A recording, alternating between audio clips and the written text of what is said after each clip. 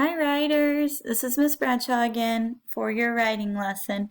Before we start today, you are going to need both of your stories that you have written. So Miss Bradshaw's are Gretchen in the Tree Fort and Gretchen Goes to the Beach. You're going to need both of those in front of you because today we're going to talk about revising our stories or editing our stories to make them better.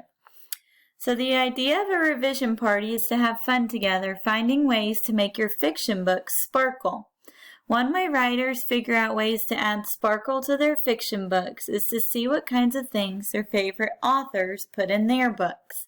So we're going to look at this book by Cynthia Ryland, Henry and Mudge and the Happy Cat. And we're going to see what Cynthia Ryland does that we can add to our writing, our series writing. So here we go. What is it?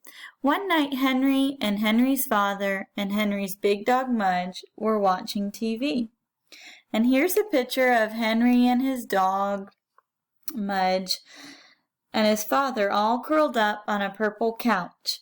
It looks really comfortable.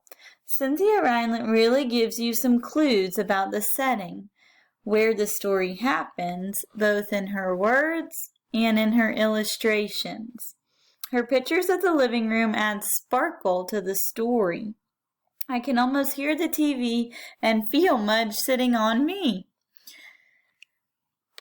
Let's keep going and read a few more pages and see what else Cynthia Ryland does. Is there anything else I think is a good idea for me as a writer as I'm listening to the story? Let's see. Suddenly, Mudge ran to the door and barked. I guess I really like the way she says suddenly Mudge ran. There's something kind of scary. It really gets your attention. I was afraid it might be a burglar. I guess I can say she makes the actions exciting. So I have this chart here that I've made.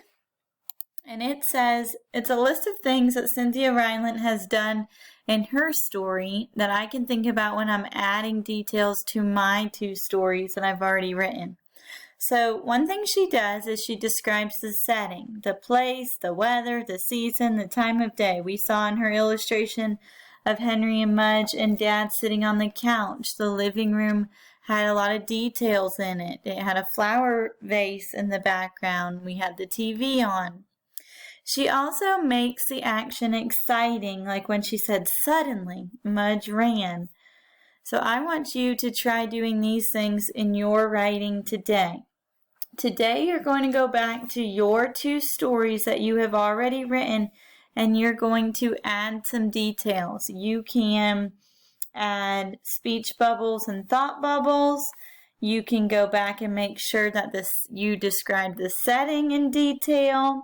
Go back and make sure that your characters are talking to each other in both of the stories. And then I want you to go back and I want you to make sure you have capital letters at the beginning of your sentences and the right punctuation at the end of your sentence. You can do this in pencil or you can use a pen.